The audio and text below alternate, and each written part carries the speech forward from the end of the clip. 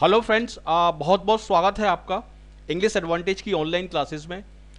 दोस्तों, इस वीडियो में मैं आपको इडियम्स एंड फ्रेजेस के बारे में बताऊंगा। मेरे बहुत सारे स्टूडेंट्स के मेल्स के थ्रू और बहुत सारे स्टूडेंट्स के कमेंट्स के थ्रू मेरे पास रिक्वेस्ट आ रही थी काफ़ी दिनों से कि इडियम्स और फ्रेजेस के वीडियो बनाइए। तो इस वीडियो में आपको मैं इडियम्स और फ्रेजेस के बारे में बताऊंगा जो कि बहुत ही इंपॉर्टेंट हैं और काफ़ी एग्जाम्स में आ चुके हैं, पर्टिकुलरली एसएससी सीजीएल एग्जाम के लिए। वैसे तो इडियम और फ्रेजेस का योग यूज़ उसका दूसरे एग्जाम्स में भी होता है, जैसे आरसी में और आपका क्लोज टेस्ट में, सेंटेंस करेक्शन में, सभी जगह ये काम में आते हैं। एक तरह से ये वोकेबलरी का ही पार्ट है। लेकिन इडियम्स और फ्रेजेस का एक अलग से सेक्शन आता है एसएससी एग्जाम्स में पर्टिकुलरली, और बहुत बड़ा रोल है इसका एसएससी एग्जाम में। तो उसके बारे में मैं आपको बताऊंगा। सारे इंपॉर्टेंट इडियम्स और फ्रेजेस इसमें मैंने इंक्लूड किए हैं। देखिए, इडियम्स सबसे पहले हम ये जानें कि इडियम्स होता क्या है। तो देखिए, यहाँ पर ये डेफिनेशन दी हुई है इडियम्स की। An idiom is a saying or expression with a meaning that is hard to interpret because of the atypical meaning of the word included. इसका मतलब ये है कि इडियम का लिटरल मीनिंग कुछ और होता है और उसका एक्चुअल मीनिंग कुछ और होता है। अगर आप लिटरल मीनिंग पर जाएंगे तो टोटली आप गलत उसका मतलब निकालेंगे, क्योंकि उसका लिटरल मीनिंग अलग होता है और उसका एक्चुअल मीनिंग बिल्कुल अलग होता है। जैसे the idiom kick the bucket for instance means to die rather than to literally kick a bucket. ठीक है, किक द बकेट का मतलब होता है मर जाना, किसी व्यक्ति की डेथ हो जाना, उसको हम बोलते हैं किक द बकेट। और इसका अगर लिटरल मीनिंग आप निकालेंगे तो इसका मतलब होगा कि बकेट को किक करना, यानी उसको लात मारना, जो कि पूरी तरीके से गलत है। तो लिटरल मीनिंग उसका अलग होता है और शाब्दिक अर्थ इसका अलग होता है, और उसका जो एक्चुअल मीनिंग है, उसका जो एक्चुअल सेंस है, वो पूरी तरीके से अलग होता है। अब देखिए, feeling blue is an idiom. Feeling blue और फीलिंग ग्रीन ये इडियम्स होते हैं, ये मुहावरे होते हैं। फीलिंग ब्लू का मतलब होता है दुखी फील करना, डिप्रेस फील करना या अनहैप्पी फील करना। और फीलिंग ग्रीन का मतलब होता है जेलसी, यानी ईर्ष्यालु फील करना। तो इस तरह से ये इसका लिटरल मीनिंग अलग होता है और इसका एक्चुअल मीनिंग अलग होता है। राइट हैंड साइड में भी मैंने यहाँ पर दिया हुआ है इसका explanation. Idioms are phrases which people use in everyday language which do not make sense literally. Literally उनका कोई सेंस नहीं निकलता, but we understand what they mean. उनका एक्चुअल मीनिंग पूरी तरीके से अलग होता है। तो चलिए स्टार्ट करते हैं। देखिए, इस तरह से आपके एग्जाम में आएगा, आपके एसएससी एग्जाम में और दूसरे एग्जाम्स में इस तरीके से आएगा। ऊपर ये इंस्ट्रक्शंस दिए हुए हैं, यहाँ पर इस तरीके से आपका इंस्ट्रक्शन दिया होगा इसका पार्ट का। तो इंस्ट्रक्शन इसमें इसलिए मैंने यूज़ किया है ताकि आपको एग्ज़ाम का फील हो और आप उसमें उसके साथ पूरी तरीके से फेमिलियर हो जाएं। और ये है, देखिए, क्वेश्चन नंबर 1। ये 4 ऑप्शन दिए हुए हैं, option 1, option B, C and D, ये ऑप्शन दिए हुए हैं। तो चलिए क्वेश्चन पढ़ते हैं। The police cordoned off the area after the explosion. Explosion के बाद पुलिस ने उस एरिया को कॉर्डन ऑफ कर दिया। तो ये वाला जो पार्ट है कॉर्डन ऑफ, जो कि बोल्ड में मैंने दिखाया है और अंडरलाइन किया हुआ है, ये है इडियम या इडियोमेटिक एक्सप्रेशन इसको बोल सकते हैं। ठीक है, लेकिन ये वाला जो इडियम है ये एक्चुअली फ्रेज है, ये फ्रेजल वर्ब है। ठीक है, तो कॉर्डन ऑफ का मतलब क्या होता है? कॉर्डन ऑफ का मतलब होता है उस एरिया को दूसरे एरिया से पूरी तरीके से अलग कर देना या उस एरिया को चारों तरफ से घेर लेना, ये होता है कॉर्डन ऑफ। तो इसमें आपके आंसर में आपका आंसर कौन सा बनेगा? इसमें the police did not allow anyone to leave the area, the police isolated the area, the police checked everyone in that area and the police filled the whole area. तो इसमें आपका जो आंसर होगा वो होगा बी। इसमें आपका answer होगा the police isolated the area. Police ने उस एरिया को चारों तरफ से घेर लिया, रस्सी लगा दी चारों तरफ से और उसको पूरी तरीके से अलग कर दिया। देखिए, यहां पर मैंने ये एक्सप्लेनेशन दिया हुआ है कॉर्डन ऑफ का। Cordon off divide by means of a rope, रस्सी से उसको अलग कर देना। The police roped off the area where the crime occurred. तो इसका एक मतलब और होता है रोप इन, रोप ऑफ और सराउंड कंप्लीटली। तो इस तरह से आपकी ये वोकेबलरी यहाँ पर बहुत स्ट्रांग हो जाएगी और इसका प्रयोग आप क्लोज टेस्ट में, रीडिंग कॉम्प्रीहेंशन में, सेंटेंस करेक्शन में आप सभी जगह कर सकते हैं। तो इसलिए मैंने वर्ड्स के मीनिंग भी नीचे दिए हुए हैं। तो इस तरह से आपको इसको समझना है। तो कॉर्डन ऑफ का मतलब है to surround something, to surround a place completely, rope off और रोप इन, ये इसका मतलब है। और आपका आंसर इसमें होगा आंसर बी। चलिए देखते हैं नेक्स्ट सेट ऑफ क्वेश्चंस। देखिए, ये है क्वेश्चन नंबर 2 और क्वेश्चन नंबर 3 देखते हैं। He was there only to drive home the issue of misconduct. देखिए मिसकंडक्ट का मतलब क्या होता है? मिसकंडक्ट का मतलब होता है किसी पॉइंट को बार बार बोलना, रिपीट करना, उसको इम्फेसाइज करने के लिए, ताकि वो लोगों को अच्छे तरीके से समझ में आ जाए। तो इसका आपका जो ऑप्शन होगा, आपका जो आंसर होगा वो होगा ए। ठीक है, to emphasize, to return to place of rest, back to original position, to find one's roots. तो इसका आंसर होगा आपका टू इम्फेसाइज। देखिए ये एक्सप्लेनेशन दिया हुआ है यहाँ पर, to say something very clearly and with a lot of force, often repeatedly, it several time, so that you are sure that people understand it. She used chart and statistics to drive home her message.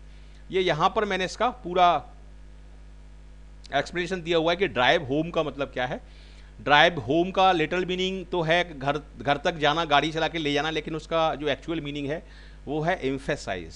ठीक है, तो drive home का मतलब है emphasise, किसी चीज़ पर जोर देना, किसी चीज़ को रिपीट करना। अब देखते हैं क्वेश्चन नंबर 3। देखिए ये है question number 3। If you want to be happy cut your coat according to your cloth. देखिए cut your coat according to your cloth का मतलब है कि जितनी लंबी आपकी चादर है उतने ही आप पैर पसारिए, मतलब जितनी आपकी इनकम है उसी के अकॉर्डिंग आप खर्चा करिए। ठीक है, तो इसमें आपका आंसर जो होगा वो होगा live within your means. मतलब मीन्स का मतलब होता है आजीविका के साधन या आपके लाइवलीहुड, आप जिस तरीके से आप पैसा कमाते हैं उसको हम बोलते हैं मीन्स। तो live within your means. कुछ ऑप्शन और दिए हैं इसमें, be honest in your dealings, don't be too ambitious, work as per your capacity. तो इसमें सी आपका सही इसमें आंसर होगा, और इस तरह से ये बहुत कॉमन है और कई एग्जाम्स में आ चुका है। चलिए देखते हैं नेक्स्ट। देखिए कुछ मैंने इसमें आपके फ्रेजल वर्ब्स भी लिए हैं, जैसे ब्रोक डाउन एक फ्रेजल वर्ब है। ठीक है, फ्रेजल वर्ब वो होते हैं जिसमें एक वर्ब होती है और वर्ब के बाद यहाँ पर आपका एडवर्ब या प्रपोजिशन होता है, या तो प्रपोजिशन होता है या एडवर्ब होता है। ठीक है, तो इसमें एडवर्ब है और ये वर्ब है, ये है फ्रेजल वर्ब, ये इडियम नहीं है। तो she broke down in the middle of her speech. देखिए ब्रेक डाउन या ब्रोक डाउन का सिंपल मतलब होता है रोने लगना, भाव विभोर हो जाना, बहुत ज़्यादा इमोशनल हो जाना और रोने लगना, तो उसको हम बोलेंगे क्राइड। तो इसका आंसर आपका होगा क्राइड। फॉल्टर्ड का मतलब गलती करना, अटक जाना। स्टॉप्ड इसका नहीं होगा। फेंटेड का मतलब होता है बेहोश हो जाना। अगर यहां पर होता ब्रोक ऑफ तो फिर आपका आंसर होता है स्टॉप्ड। ब्रेक ऑफ का मतलब होता है स्टॉप्ड, लेकिन यहां पर ब्रेक डाउन है और इसका मतलब होगा क्राइड, और मतलब इमोशनल होकर रोने लगना। तो इस तरह के वर्ड्स भी बहुत आते हैं एग्जाम्स में। आपका ब्रेक डाउन हुआ, पुटअप हुआ और हैंगअप हुआ, बहुत सारे इस तरह के फ्रेजल वर्ब्स एग्जाम्स में बहुत यूज होते हैं, पर्टिकुलरली आरसी में, रीडिंग कॉम्प्रिहेंशन में और क्लोज टेस्ट में बहुत यूज होते हैं ये। चलिए अब देखते हैं next. The young boys act put his father in A pickle. Pickle का मतलब ऐसे अचार होता है, लेकिन इस सेंटेंस का मतलब है कि एक जो यंग लड़का था उसकी एक्टिविटी ने उसके फादर को बहुत एम्बैरेसिंग सिचुएशन में डाल दिया। तो इन ए पिकल का मतलब होता है इन एन एम्बैरेसिंग सिचुएशन। ये इसका आंसर होगा, इन एन एम्बैरेसिंग सिचुएशन। अब देखिए काफ़ी क्लोज इसमें ऑप्शंस दिए हुए हैं। In a serious problem, in a sad situation, in a funny position, ये इसमें काफ़ी क्लोज ऑप्शंस दिए हुए हैं, लेकिन इसका आंसर होगा in an embarrassing situation. Embarrassing situation का मतलब है ऐसी सिचुएशन में डाल देना ताकि आपको शर्मिंदगी महसूस हो, आपको ऑकवर्ड फील हो, आपको लोगों के सामने अच्छा फील नहीं हो, उसको हम बोलते हैं embarrassing situation.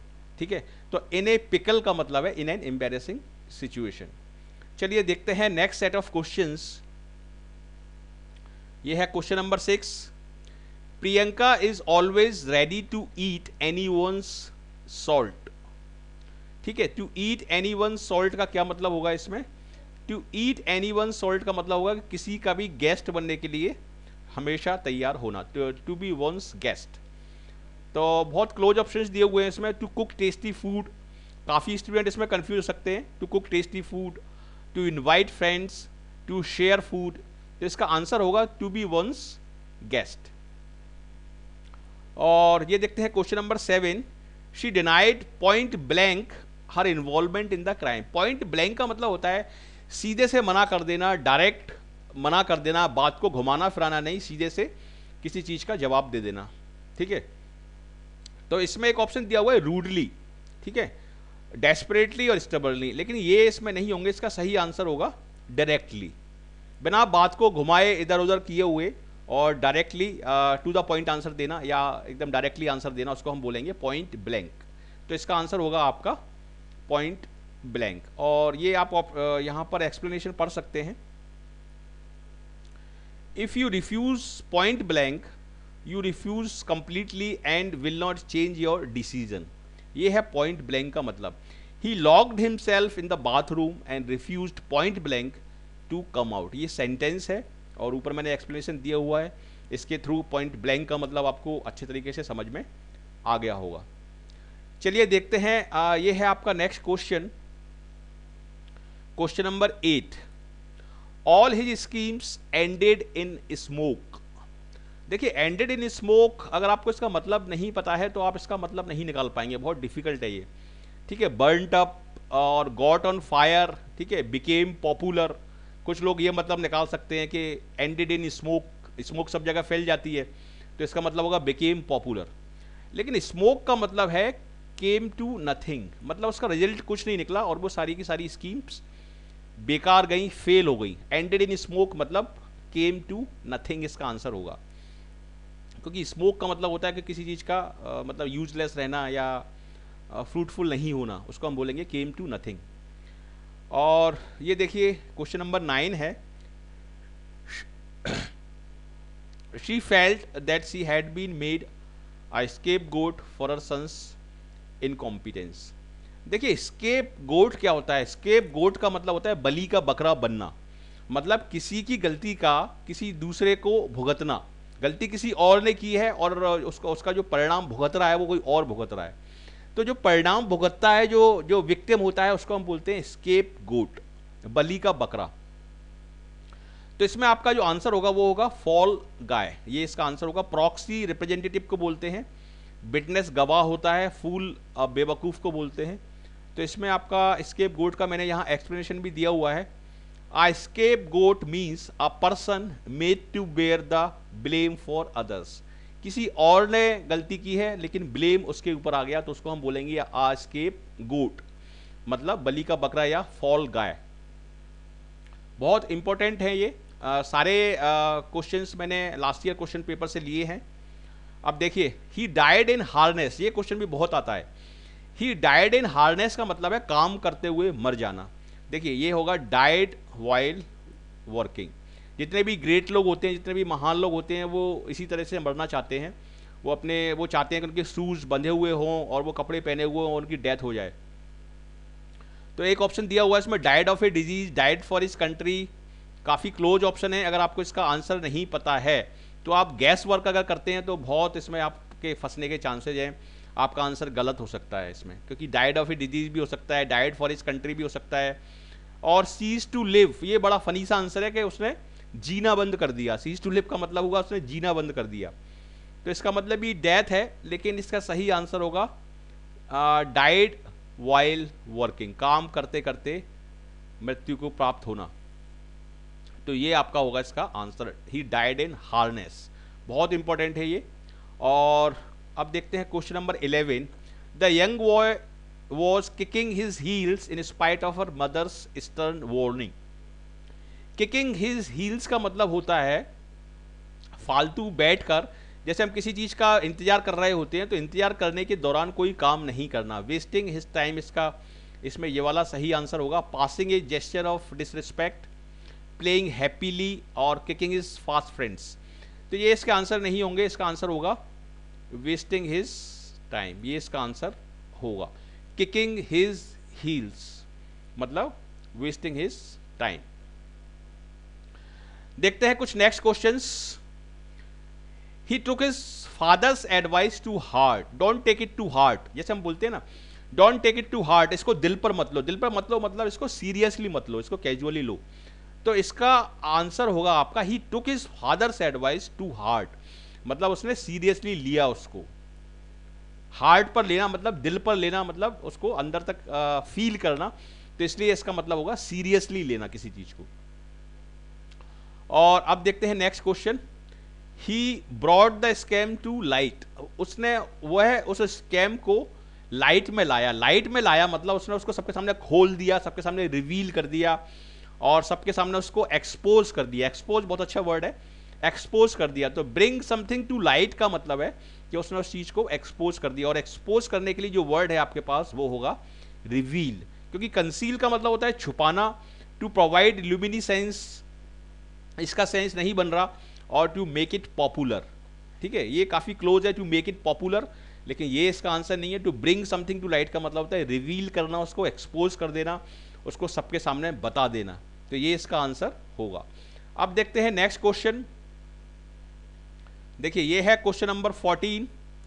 The carrot and stick policy pays good dividends in every organization. ये बात सही है कि कोई व्यक्ति यदि अच्छा काम कर रहा है तो उसको आप रिवॉर्ड दीजिए, सैलरी इंक्रीमेंट दीजिए, कोई इसको रिकग्निशन दीजिए, और अगर कोई गलत काम कर रहा है या परफॉर्म नहीं कर पा रहा है तो उसको आप डिमोट करिए या इस तरह से कुछ सजा दीजिए। तो उसको हम बोलते हैं कैरेट एंड स्टिक पॉलिसी। तो इसका होगा आपका कैरेट एंड स्टिक पॉलिसी का होगा रिवॉर्ड एंड पनिशमेंट। ठीक है, care every employee, continuous vigilance, teach and train. ये एक बहुत अच्छा क्लोज ऑप्शन है, टीच एंड ट्रेन, टीच करना और ट्रेन करना एम्प्लॉइज को। लेकिन इसका सही आंसर होगा कैरेट। कैरेट का मतलब है पनिशमेंट और स्टिक का मतलब है कोई व्यक्ति जब गलत काम करता है तो स्टिक से हम मारते हैं उसको, तो वो हो गया पनिशमेंट। और कोई व्यक्ति जब अच्छा काम करता है तो उसको हम गाजर देते हैं खाने के लिए। तो इस तरह से इसका एक सेंस बन रहा है। तो इसका होगा आपका रिवॉर्ड एंड पनिशमेंट। अब आ जाइए यहां पर। When I entered the house, everything was at sixes and sevens। देखिए ये बहुत कॉमन इडियम है। एट सिक्सेज एंड सेवन्स का मतलब है सारी चीज़ों का इधर उधर पड़े होना, डिसऑर्डर में होना चीज़ों का, और कन्फ्यूजन में होना। तो इसका आपका जो आंसर होगा, आपका आंसर होगा इसका बी। ठीक है, तो ये इसका आंसर होगा। इसमें एक क्लोज ऑप्शन ये वाला दिया हुआ है, quarrel among many people, to have 6 और 7 विजिटर। ये कंफ्यूज करने के लिए स्टूडेंट को दिए हुए हैं ऑप्शन। एन अनप्लीजेंट आर्ग्यूमेंट, तो ये भी बहुत क्लोज है, लेकिन इसका सही आंसर है ये वाला, इन कंफ्यूजन एंड डिसऑर्डर। ये आपका इसमें सही आंसर है बी। चलिए देखते हैं question number 16। The storm brought about great destruction in the valley. देखिए स्टॉर्म का मतलब होता है तूफान, ब्रॉट अबाउट का मतलब है कुछ की वजह से आया। ठीक है, ग्रेट डिस्ट्रक्शन मतलब काफी बड़े स्तर पर बर्बादी हुई तूफान की वजह से उस घाटी में। और ये क्वेश्चन एसएससी एलडीसी 2008 और 2010 में आ चुका है, ये यहां पर मैंने मेंशन किया हुआ है। तो ब्रिंग अबाउट का मतलब है कॉज, उसका कारण बनना, ब्रिंग अबाउट। ठीक है, ये आपका एक फ्रेजल वर्ब है। और एक फ्रेजल वर्ब और मैंने यहां पर दिया है, बहुत ही इंपॉर्टेंट है, टेक्स आफ्टर, टेक आफ्टर। ठीक है, एक तो होता है टेक केयर नहीं है, ये है टेक आफ्टर। तो टेक आफ्टर का मतलब होता है किसी व्यक्ति की फेस वगैरह जो होता है वो अपने किसी से मिलना। ठीक है, जैसे हम बोलते हैं अरे ये तो अपने पापा पर गया है, इसका फेस तो बिल्कुल पापा से मिलता है, तो उसको हम बोलते हैं टेक आफ्टर। या रिजेंबल, उसके लिए एक वर्ड होगा, रिजेंबल का मतलब होता है समानता होना।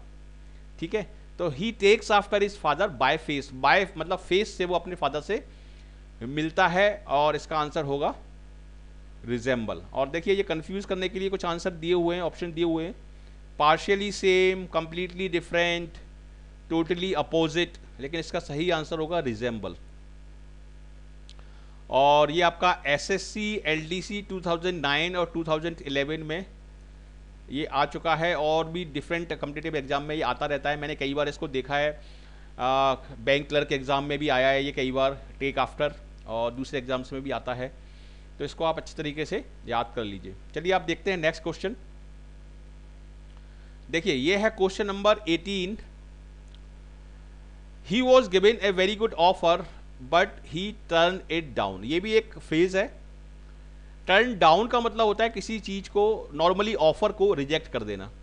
आईबीपीएस क्लर्क एग्जाम 2010 और 11 में आया है ये, टर्न डाउन, रिजेक्ट कर देना। टर्न डाउन का मतलब है रिजेक्ट कर देना। देखिए ये एक मिलता जुलता मीनिंग है कि रिफ्यूज टू ज्वाइन। ठीक है, रिफ्यूज टू ज्वाइन का मतलब भी रिजेक्टेड ही है, लेकिन यहां पर चूंकि रिजेक्ट दिया हुआ है तो इसलिए इसमें रिजेक्ट ही हम आंसर लगाएंगे। और एक और दिया हुआ है, देखिए ये भी आईबीपीएस क्लर्क का आ चुका है, ब्रॉट अप, ब्रिंग अप का सेकेंड फॉर्म है ये ब्रॉट अप जो है वो ब्रिंग अप का सेकेंड फॉर्म है। ब्रिंग अप का मतलब होता है पालन पोषण करना, ठीक है। तो I was born and brought up in Gwalior, जैसे इसको बोल सकते हैं।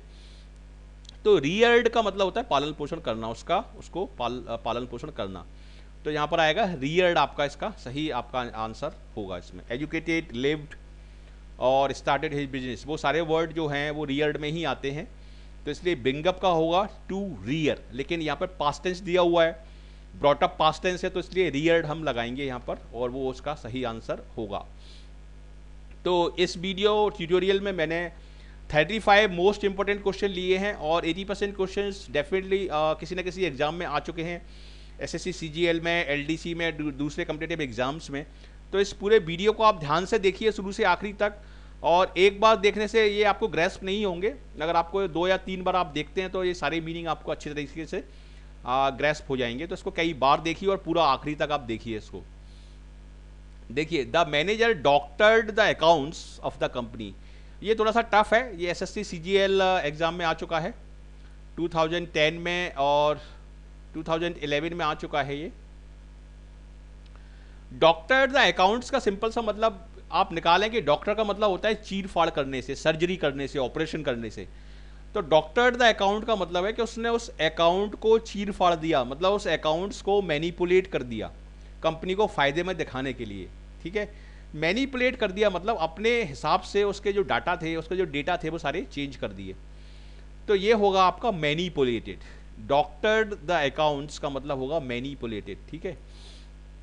ये नहीं होगा इसका वेरीफाइड, मिलता जुलता आंसर, मिलता जुलता ऑप्शन है। और चेंज्ड कंप्लीटली नहीं हो सकता क्योंकि ये थोड़ा सा मुश्किल होता है। मैनिपुलेट करना आसान होता है, चेंज कंप्लीटली करना मुश्किल होता है। तो मैनिपुलेट इसका आंसर होगा डॉक्टर्ड द अकाउंट्स।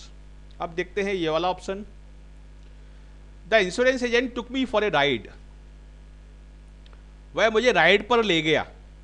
अगर इसका लिटरल मीनिंग निकाला जाए तो वह मुझे राइड पर ले गया, ये एलडीसी एग्जाम में आ चुका है। लेकिन इसका मतलब होता है, इसका लिटरल मीनिंग इसके एक्चुअल मीनिंग से, या इसका एक्चुअल मीनिंग इसके लिटरल मीनिंग से पूरी तरीके से अलग है। टुक मी फॉर ए राइड का मतलब होता है उल्लू बना देना, बेवकूफ़ बना देना, या डिसीव कर देना, या धोखा दे देना, ठीक है। तो इसका आंसर होगा डिसीव्ड मी, ही डिसीव्ड मी, ठीक है। और ऑप्शन दिए हैं इसमें, गेव मी ए राइड दिया हुआ है, इन्वाइटेड मी दिया हुआ है और कन्विंस मी दिया हुआ है। ये थोड़ा सा क्लोज लग रहा है कन्विंस मी, क्योंकि नॉर्मली ये जो सेल्स एजेंट्स होते हैं, इंश्योरेंस एजेंट होते हैं, ये कन्विंस अच्छी तरीके से कर देते हैं। तो कन्विंस मी काफ़ी क्लोज है। इन्वाइटेड मी कुछ स्टूडेंट इसमें कन्फ्यूज हो जाएंगे, लेकिन इसका सही आंसर है डिसीव्ड मी और kind of cheated me, you can say. तो डिसीव्ड मी इसका आपका सही आंसर होगा। अब देखते हैं next option, his work was definitely like a humans work. Humans work का मतलब होता है बहुत मेहनत से किया हुआ, बहुत अच्छे तरीके से किया हुआ काम। तो इसमें आपका जो आंसर होगा वो होगा एक्सीलेंट वर्क। देखिए ये यहाँ पर एक्सप्लेनेशन दिया हुआ है, humans work very good, hard and valuable work that someone does especially to support a cause, to help a team etc. ये इसका एक्सप्लेनेशन दिया हुआ है यहाँ पर। तो यहाँ पर इसका आंसर होगा ये आपका excellent work. SSC FCI exam में ये आ चुका है, फूड कॉरपोरेशन ऑफ इंडिया का जो एग्जाम होता है उसमें आ चुका है ये। अब देखते हैं question number 23, you have done this mistake and you have to face the music. आपने ये गलती करी है और आपको इसके परिणाम भुगतना पड़ेंगे। टू फेस द म्यूजिक का मतलब ये नहीं है कि म्यूजिक सुनना या गाने सुनना, इसका म्यूजिक से कोई लेना देना नहीं है। फेस द म्यूजिक का मतलब है आपने जो गलत काम किया है उसके गलत परिणाम भुगतना। टू बेयर द कॉन्सिक्वेंसेज, ये इसका सही आंसर होगा। इसमें एक ऑप्शन दिया हुआ है to enjoy a musical recital, to have a difficult time, ये थोड़ा सा क्लोज है, to have a difficult time. काफ़ी स्टूडेंट इसमें कंफ्यूज हो जाएंगे, to have a difficult time, लेकिन ये आपका ऑप्शन गलत है। To live in a pleasant atmosphere, अच्छे एटमॉस्फेयर में रहना, क्योंकि म्यूजिक से इसको रिलेट किया है तो इसलिए ये वाला ऑप्शन दिया है, लेकिन ये पूरी तरीके से गलत है। और इसका सही ऑप्शन होगा टू बेयर द कंसिक्वेंसेस, ये इसका सही ऑप्शन है, सही आंसर इसका होगा।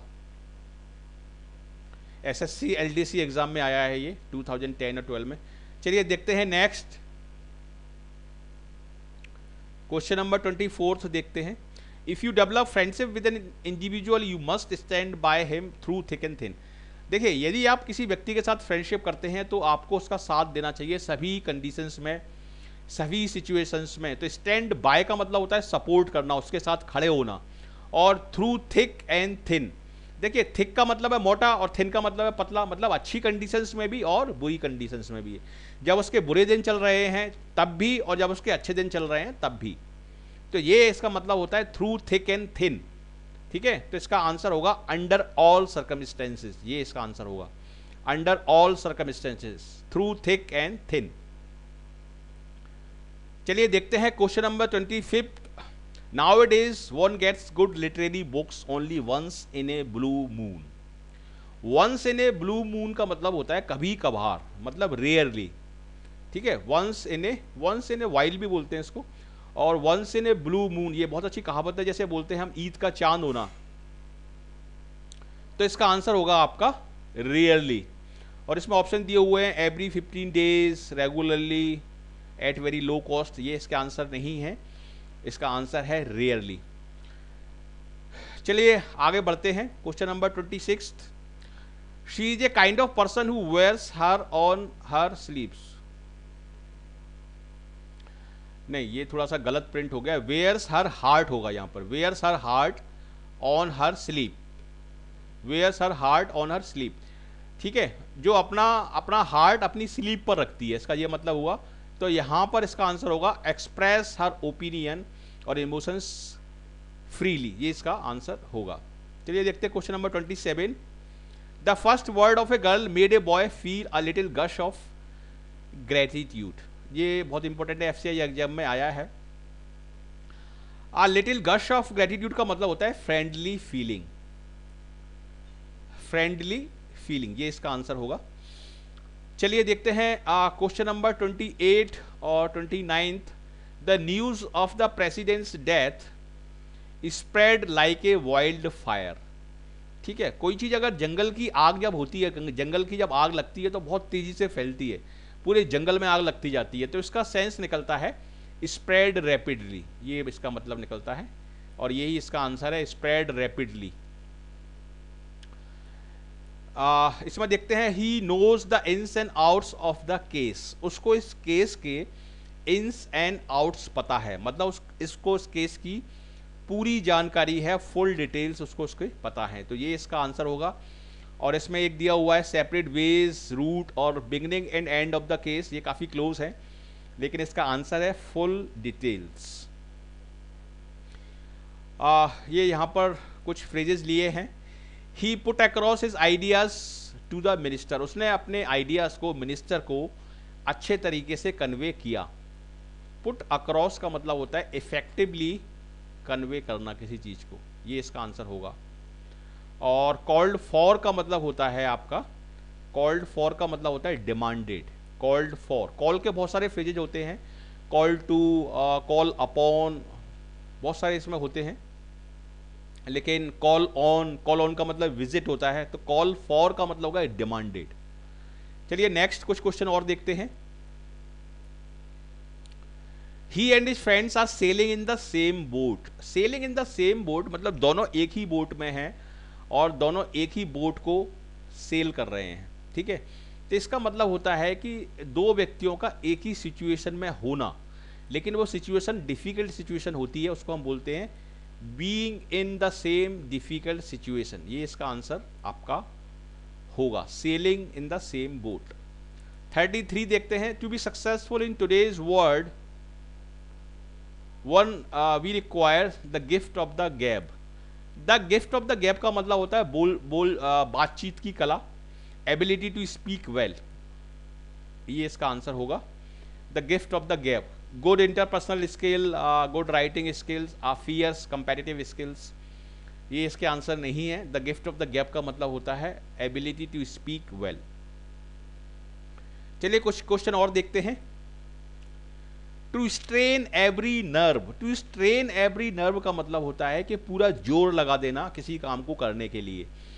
तो इसका आपका आंसर होगा टू मेक अटमोस्ट एफर्ट, ये इसका आंसर होगा इसमें, ठीक है। और इससे मिलते जुलते और भी कई इडियम्स होते हैं, तो वो मैं आपको नेक्स्ट वीडियो में बताऊंगा। और यहाँ पर देखिए ये लास्ट वाला, to flog a dead horse. Flog का मतलब होता है विप करना, उसको कोड़ा मारना। तो इसमें आपका जो आंसर होगा, इसमें देखिए बी और सी काफ़ी क्लोज है, लेकिन इसमें आपका आंसर होगा C, to attempt to do the impossible. To attempt to do the impossible इसमें आंसर होगा किसी असंभव काम को करने की कोशिश करना, क्योंकि जो घोड़ा मर चुका है उसको आप कोड़े मारेंगे तो वो जिंदा नहीं होगा, मतलब वो चीज़ असंभव है आपके लिए। और ये एसएससी सीजीएल एग्जाम में आ चुका है, तो ये भी बहुत इंपॉर्टेंट है। तो इस तरह से इस वीडियो में मैंने 35 मोस्ट इंपॉर्टेंट क्वेश्चन लिए हैं, और मुझे पूरी उम्मीद है कि आपको ये वीडियो ट्यूटोरियल बहुत पसंद आया होगा और डेफिनेटली आपके बहुत काम का साबित होगा। और एसबीआई बैंक पीओ के लिए और आईबीपीएस कर के लिए भी ये बहुत यूजफुल है, क्योंकि इसमें मैंने फ्रेजल वर्ब भी मैंने इसमें इंक्लूड किए हैं, जो कि आरसी में क्लोज टेस्ट में बहुत कॉमनली यूज़ होते हैं, तो उनको भी आप अच्छी तरह से याद करिए। तो लेकिन इस वीडियो को आप पूरा आखिरी तक देखिए और कई बार देखिए, अपने फ्रेंड के साथ शेयर करिए और मुझे कमेंट करके बताइए कि आपको कैसा लगा और इसमें क्या फर्दर मॉडिफिकेशंस, फर्दर इम्प्रूवमेंट हो सकते हैं, तो उसके अकॉर्डिंग मैं वीडियो बनाऊंगा। और यदि आप फर्स्ट टाइम इस चैनल पर इस वीडियो ट्यूटोरियल को देख रहे हैं तो मैं आपका स्वागत करता हूं, बहुत बहुत तहे दिल से स्वागत करता हूं, और आपसे रिक्वेस्ट करता हूं कि ज़रूर जुड़िए हमारे साथ, क्योंकि हम इस चैनल पर पूरी तरीके से एग्ज़ाम ओरिएंटेड कंटेंट ही अपलोड करते हैं, ताकि हमारे स्टूडेंट्स को जल्दी से जल्दी और सभी एग्ज़ाम्स में सफलता मिले और वो अपने माता पिता का और अपने देश का नाम रोशन करें, तो और यही हमारी कोशिश होती है।